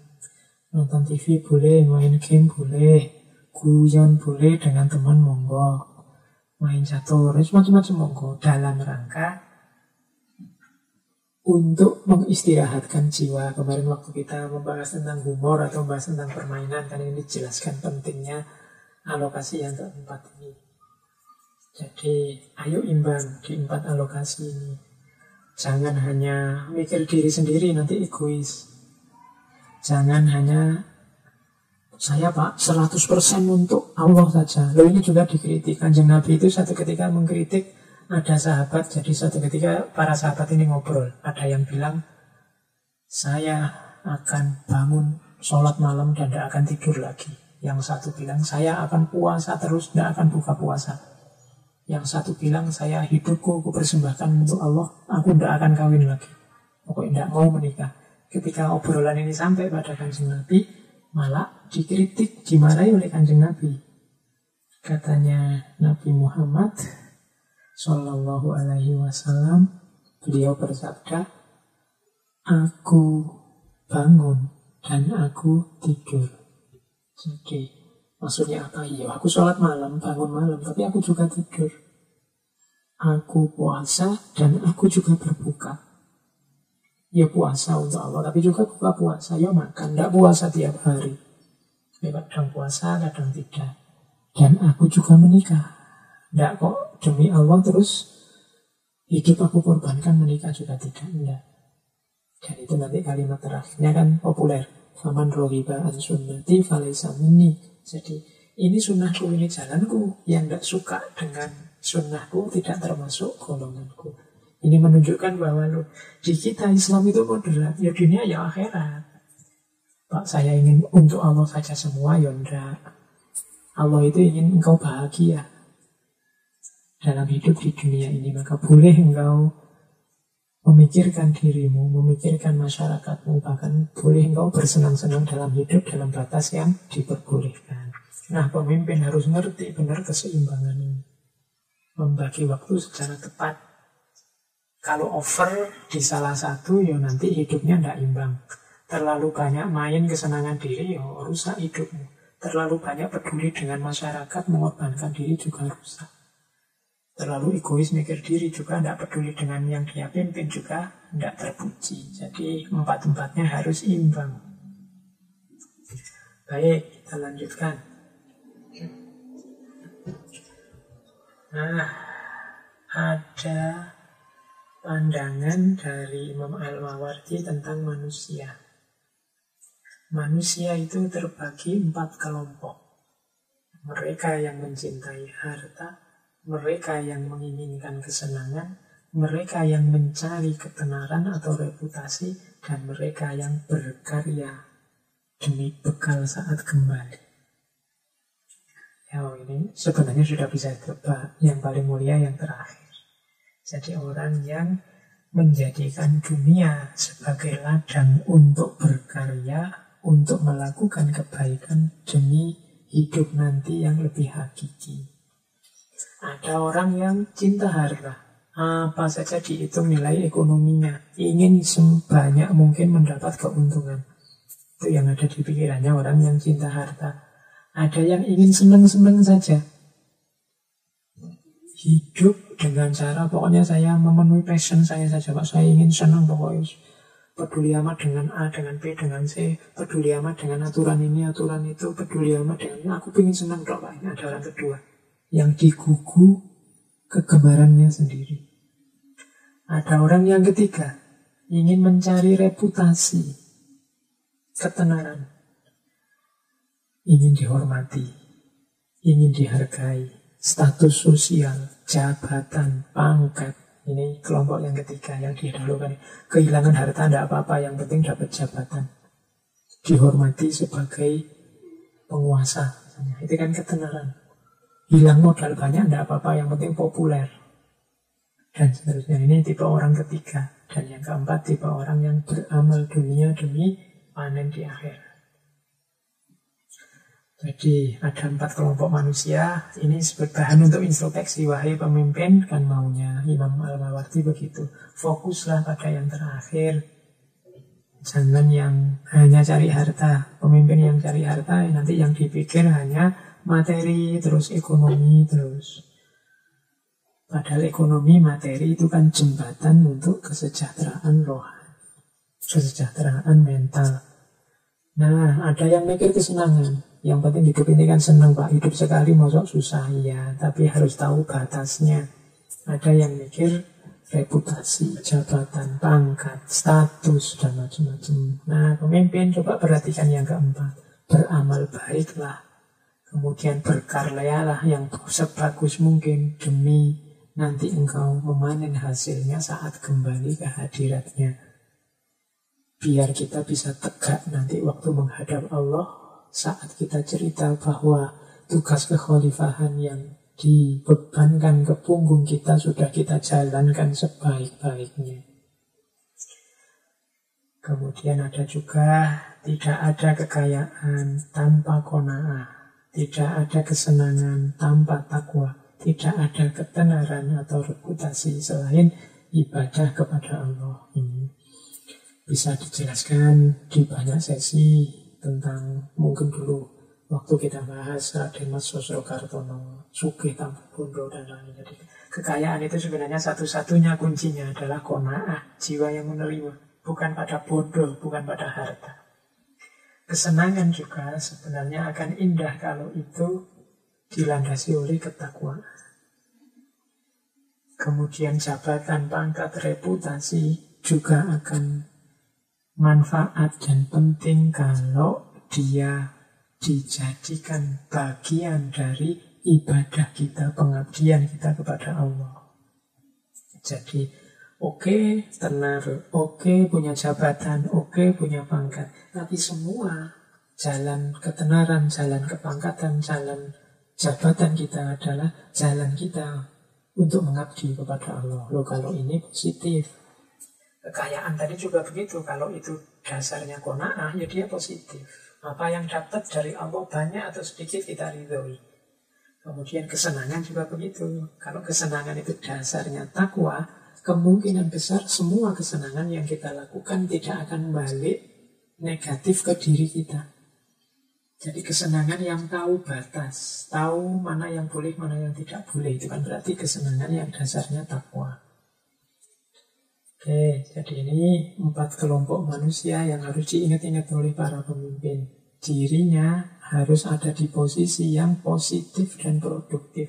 Senang harta boleh, tapi diiringi qanaah. Ingin mencari kesenangan hidup, oke, tapi diiringi takwa. Mencari reputasi, mencari pangkat jabatan boleh, tapi jadikan bagian dari ibadah. Dan yang terpenting jangan lupa tetap berkarya demi nanti bekal saat kembali.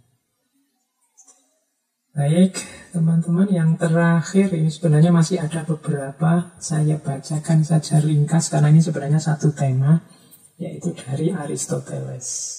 Jadi di banyak bagian tersebar di kitab Nasihatul Muluk itu ada nasihatnya Aristoteles kepada muridnya Alexander the Great. Alexander the Great, kalau di Nasihatul Muluk itu dipakai istilah Iskandar.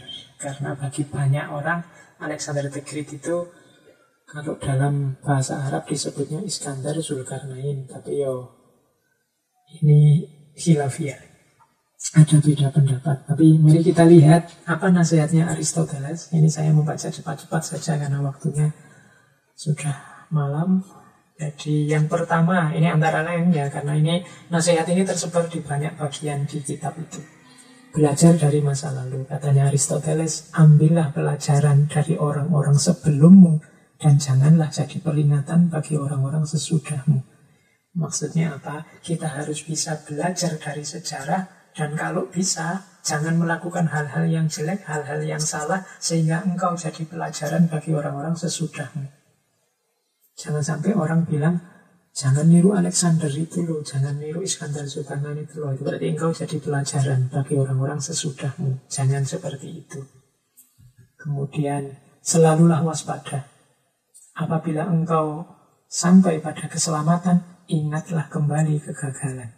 Apabila engkau nyaman karena kesehatan, maka ingatkan dirimu tentang bencana, tentang sakit. Apabila engkau telah merasa aman, ingatlah kembali rasa takut. Apabila telah terpenuhi semua keinginan, ingatlah kematian. Kalau engkau mencintai dirimu, jangan beri kesempatan ia berbuat buruk. Jadi ini nasihat yang kedua.